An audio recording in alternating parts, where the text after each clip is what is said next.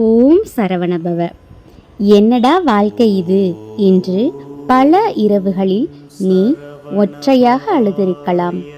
நீ நினைத்தது நடக்கவில்லை, நம்பினவர்கள் விலகிவிட்டார்கள், கையில் பணமும் இல்லை, மனதில் அமைதியும் இல்லை. ஆனால் ஒரு விஷயம் மட்டும் உண்மை, நீ இன்னும் விழுந்துவிடவில்லை.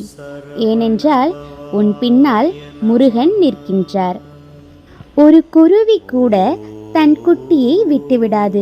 அப்படி இருக்க உன்னை உருவாக்கிய முருகப்பெருமான் உன்னை கைவிட்டு விடுவாரா என்ன?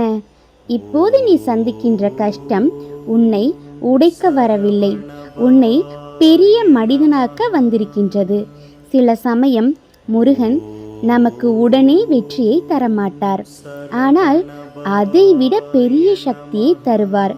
அந்த வெற்றியை தாங்கும் அந்த மனசு வந்துடுச்சுன்னா உலகமே உன்னை தோற்கடிக்கவே முடியாது. இன்று நீ அமைதியாக இருப்பதினாலேயே யார் வேண்டுமானாலும் உன்னை பலவீனமாக இருக்கிறாய் என்று நினைத்து கொள்ளட்டும். ஆனால் முருகன் அமைதியாக வேலை செய்து கொண்டிருக்கின்றார். ஒரு நாள் உன்னை அவமதித்தவர்கள் இவனால் இவ்வளவு முடியும் என்று நினைக்கவே இல்லையே என்று சொல்லும் நிலை நிச்சயம் வரும்.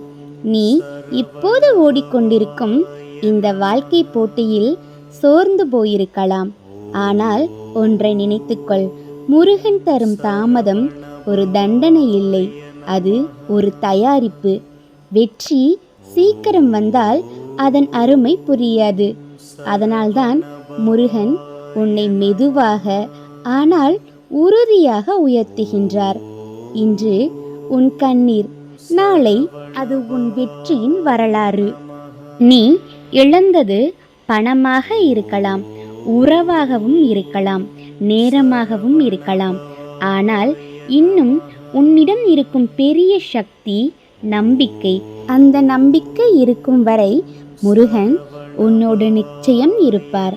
இன்று இரவு தூங்குவதற்கு முன் ஒரு முறை மட்டும் மனசார சொல், முருகா, எனக்கு வழி தெரியல, ஆனா உன்னை மட்டும்தான் நம்புறேன். அந்த நிமிஷத்திலிருந்து உன் வாழ்க்கை மெதுவாக மாற ஆரம்பிக்கும். ஏன்னா முருகனை முழு மனதோடு நம்பியவரை வாழ்க்கை ஒரு பொழுதும் கைவிடாது. ஓம் சரவணபவ.